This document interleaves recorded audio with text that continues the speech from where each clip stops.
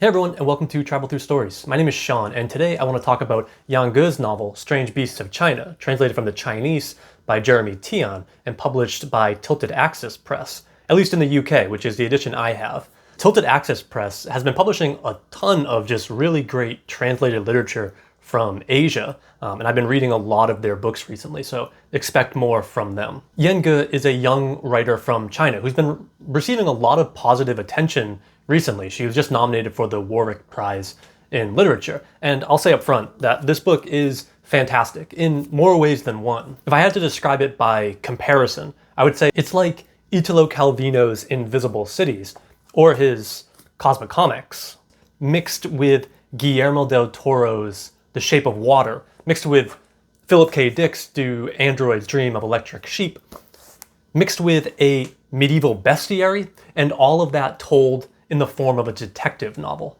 It's kind of magical realism, but perhaps more just fabulist. It's clearly drawing from mythology and fables and the sort of fantastic that those kinds of stories deal with.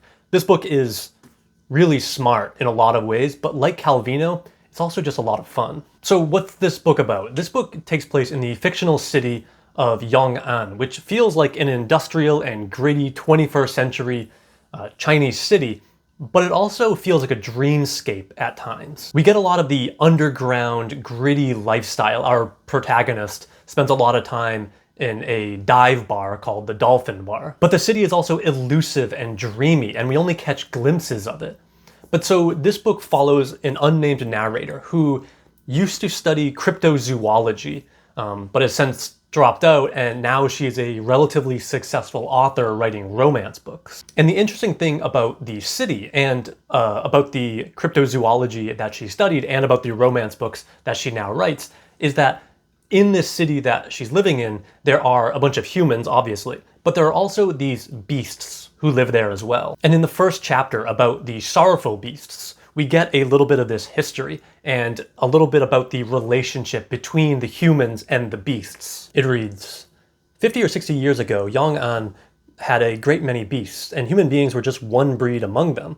But then war broke out, and amid this unrest, people battled the beasts for an entire decade. This period of history vanished from the annals. It wasn't all that long ago, but everyone knows, or pretends to know, only the barest facts about it. Most of the beasts vanished, driven to extinction. The sorrowful beasts survived and became the most populous tribe in Yong'an City, but no human could truly understand the mysteries of these creatures' existences. And so you can probably already see that there are some strong colonial vibes going on here, but Yan is careful not to press this too much. That is, this story remains a fantastic or fabulous story.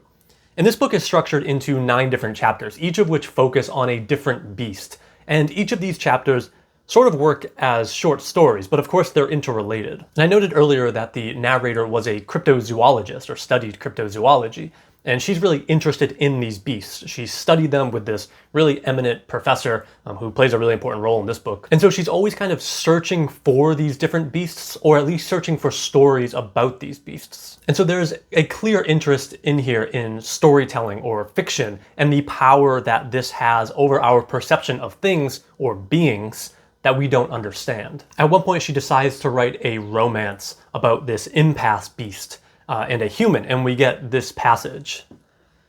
I wrote all of this into my story. I had an impasse beast fall in love with a human woman in this city, only she wouldn't give him a single morsel of food, and so he devoured himself right in front of her, leaving nothing but his heart, which he presented to her. I showed you the story and asked, "Do you like it?" He smiled like someone from a previous generation. "You're a real storyteller." Storytellers are irresponsible. All we do is make things up from existing events. As for the actual stuff of life, we know absolutely nothing about it. I was aware of this. And if we follow through with the colonial or post-colonial lens here, I think we see how Yen is critiquing how we conceive of the other, the capital O other. Who is writing these stories about these beasts and why? Most of these beasts are living on the outskirts of town, and the only real interactions that humans have with them are through these stories. And this is where I find the structure of this book to be so important, because as I noted earlier, it's sort of mirrored on a bestiary. That is, there are 9 different chapters, and each chapter really focuses on one beast, where we learn about their special powers, what makes them unique, how they act, etc. For example, in the first pages of the novel, we read about the sorrowful beasts. And I'll just read a little bit of it just so you get a taste for it. Sorrowful beasts are gentle by nature and prefer the cold and dark. They love cauliflower and mung beans, vanilla ice cream and tangerine pudding. They fear trains, bitter gourd, and satellite TV.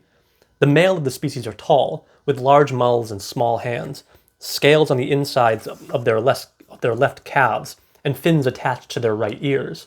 The skin around their belly buttons is dark green. Other than that, they're just like regular people. The females are beautiful, slender figures with reddish skin, long, narrow eyes, ears a little larger than normal. For 3 days at the full moon, they lose the ability of human speech and squawk like birds instead. Otherwise, they're just like regular people.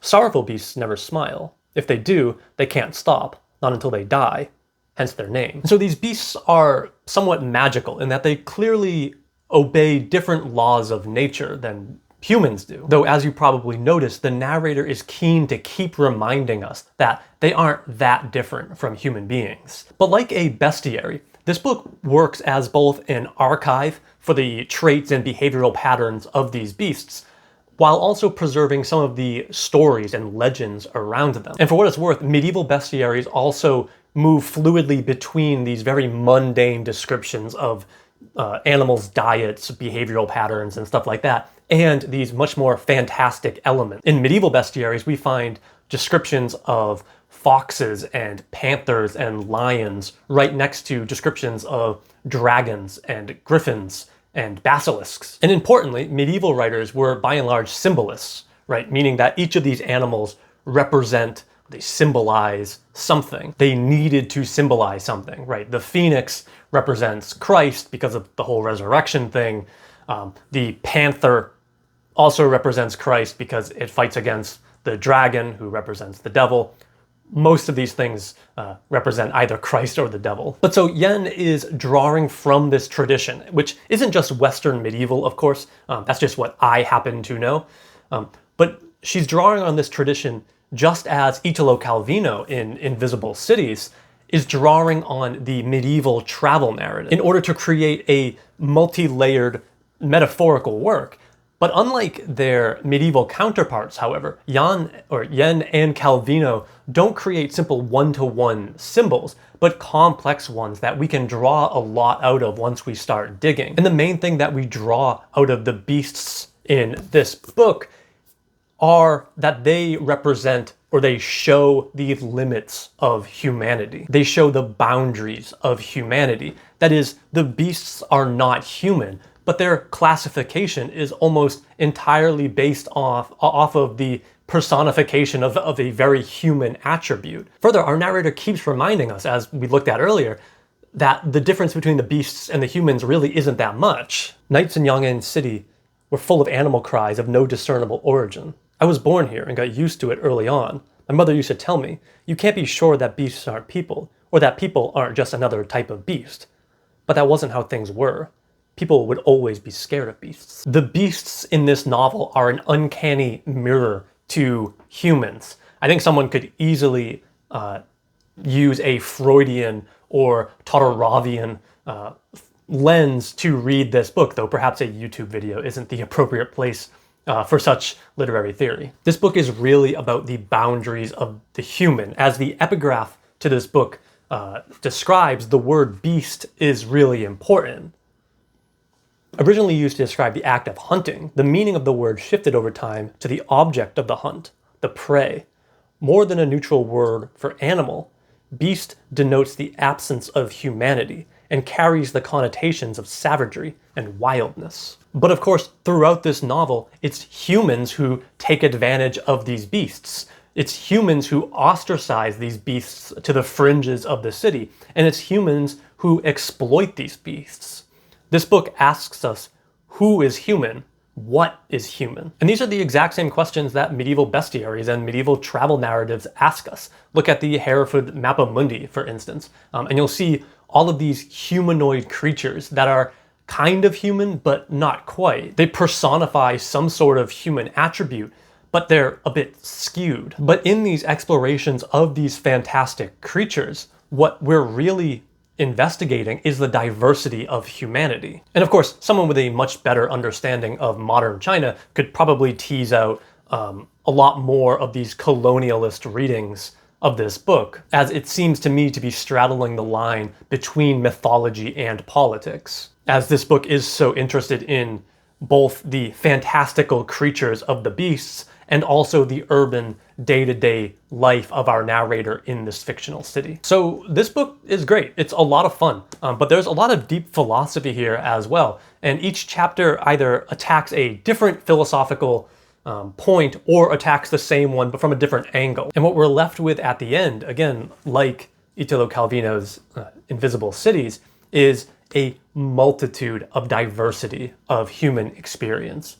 So let me know if you read Strange Beasts of China and what you think of it. I'd be interested to know. But for now, thanks for watching.